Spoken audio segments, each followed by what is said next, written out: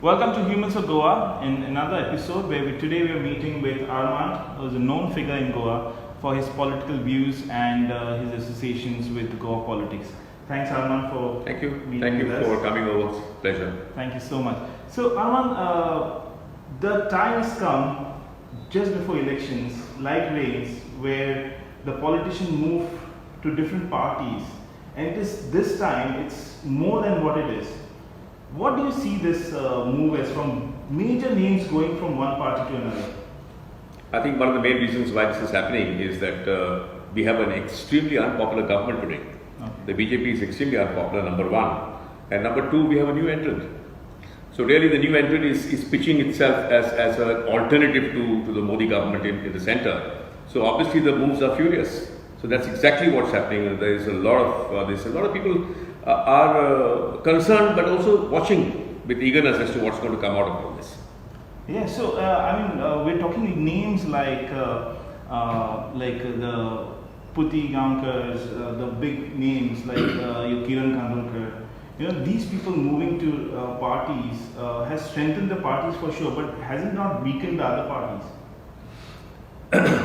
I remember working on the Congress plan for some time now, and about 3-4 months back, Congress was actually, as per survey reports, they were actually touching 2021. Yeah. But I think one of the biggest losers in the last few months has been the Congress. The way they have handled it, the way they have mismanaged, the correct word.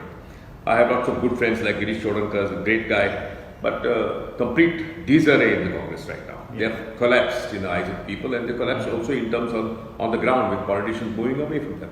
Right. You one time a great supporter of the Bharatiya Janata Party, in specific Manohar Parrikar. Then you were briefly supporting Vijay Sardesai, and now with anti-BJP movement that you're taking a stand, you are pro-Congress. How do you see all these parties, and what do you think is the alternative? Why did you really move to BJP to Northeast? I was never with BJP, to be very frank with you. I was enamored initially in 2000 when Vajpayee came over. I don't think anyone would not be inspired by Vajpayee. Yeah. So when Atal Bihari was there, we were really smitten by him. But not with the ideology. We were never with the ideology.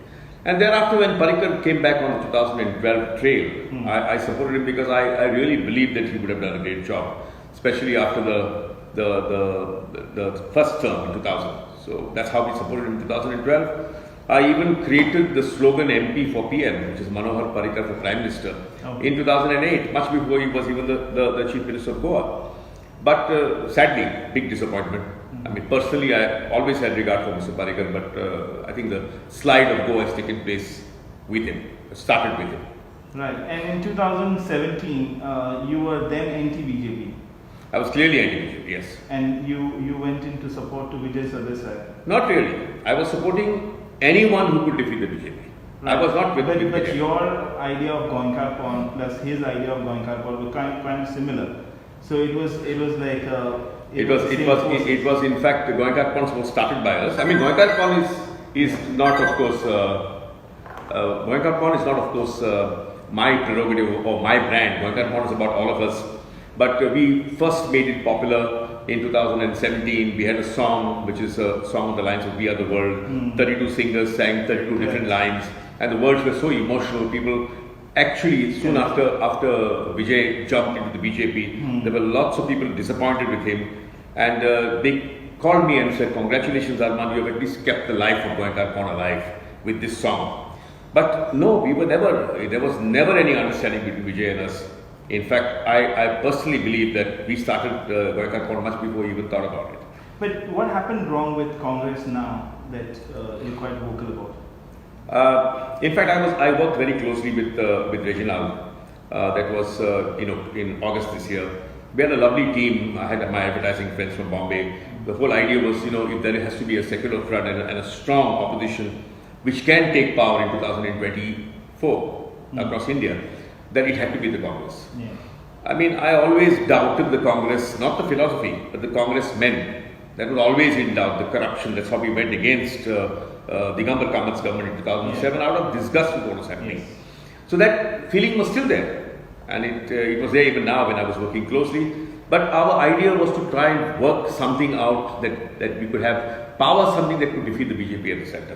And that's the reason I went towards the Congress. But again, disappointed. Sadly so. So now, where are you right now? What is your, because this crucial elections, as you know, Goa is the brink of the whole ideology of Goa is going to get extinct with the kind of influx of people and the cultures. It is a crucial time for a stable government to be there. Absolutely, and the way we look at it, it's unbelievable to think that this could be a complete mess. Yeah. So right now I have moved away from the Congress because I had made a statement in advance that if there was an association, or not an association, but alliance with the Goa Forward Party, that I would quit. Because I was against the 16B notification of the Town and Country Planning Act and so many other things, including formalin. So I was against the fact that the GFP could be kept alive. But I was not against Vijay entering the Congress en bloc. Okay. So I have nothing against Vijay personally, but the policies. So you left a Goa Forward Party with 1-2 seats, and Amit Shah puts a gun on anyone's head, they would jump. So the chances of him remaining with the Congress would be that much more difficult if it was in an alliance format. Right. So the moment the alliance was so-called announced, I still hope that they don't go ahead with the alliance. Right. And that they insist on Vijay to merge. But when that was announced, I said that was enough for me. I said this is not going anywhere. And the various names that we suggested, I suggested some beautiful names, including Ramakant Tunkar in Sangadre, Arturo D'Souza in Santa Cruz. They're all good people. So maybe we are not politicians. I'm not a politician. So I am suggesting people who I would say that they are guys who are really going to do something good for Goa. Right. But political parties don't see it that way. So all these friends of mine who I really thought would have done wonders for the Congress, I think the Congress has lost a chance to bring these good forces and these good people into their fold. Isn't it difficult for Congress right now because they are lacking leaders now? They were first excess of leaders, but now they're lacking leaders. At this time, what do you suggest for Congress? They should have gone for new blood. I thought this was a great opportunity to get some new people, and they're still moving in the past. They're still moving as per their old strategies. Their old strategies is winnability. So I asked the Congress party, including my friend Girish, he's still my friend, very good friend. I told him, I said, if the party cannot support a good activist, then what's the use of the party? Yeah. The party should give the strength to good people, which is not happening, and which has not happened. So you're going back to the square one. You're going to, I don't want to mention names, but so many names that are coming up in the Congress table right now, which are disappointing. The people like me can't accept them. So now there are new entrants. We have the TMC, and AAP is already one election old. How do you see this new changes in Goa politics? At this point of time, one of the main things is how can we have an effective opposition to BJP in the center. And looking at the whole political spectrum, I think one person who can definitely do that is Mamata Banerjee. Okay. I mean, I'm not really gone fully in depth. I'm still studying the TMC philosophy. But like say for example, if Manmohan Singh was the Prime Minister today, it would not be, I don't think Mamata would even have been seen as a national leader. But since Modi is the Prime Minister now, we require a counterpoint to Modi, so you require feistiness of Mamata's style. So that's how she's now being projected as a possible Prime Minister.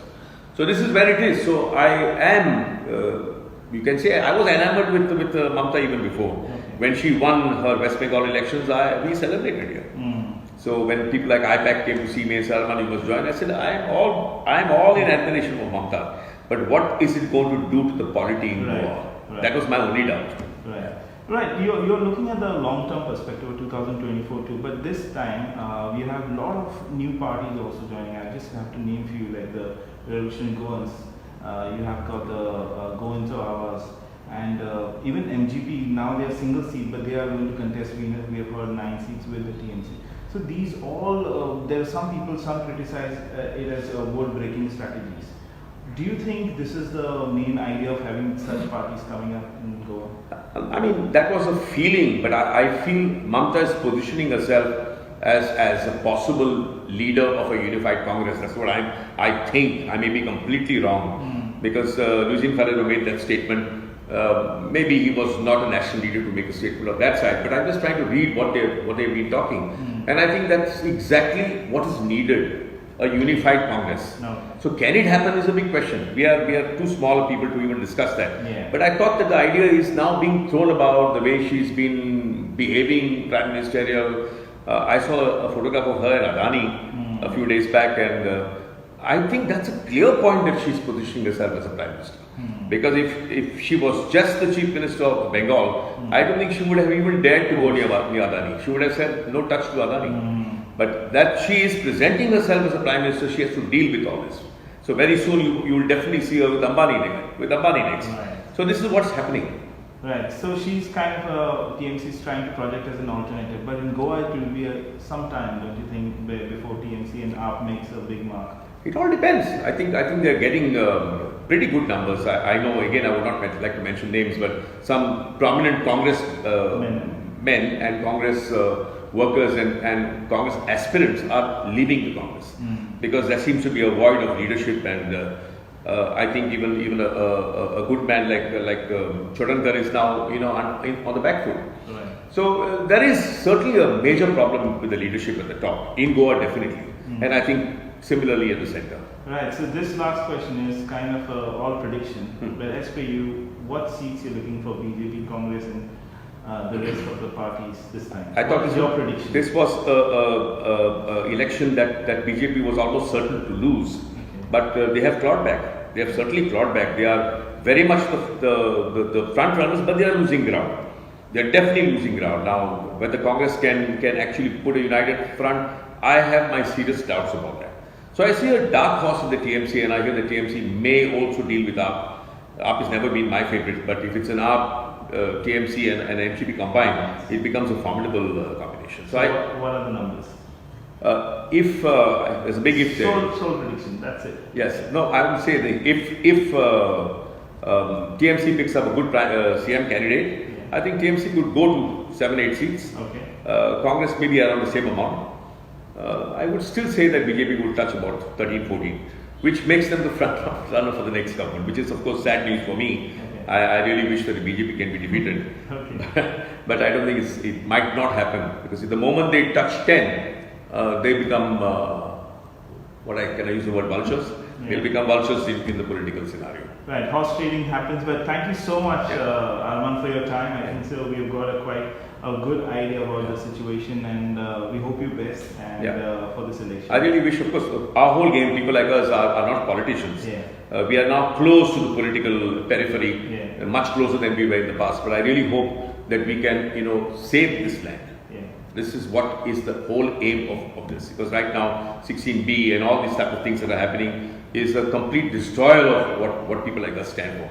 So let's hope that the people rise and elect a government with their wisdom for the good of Goa. Let's see what happens in Goa election 2022, and until next time, stay safe.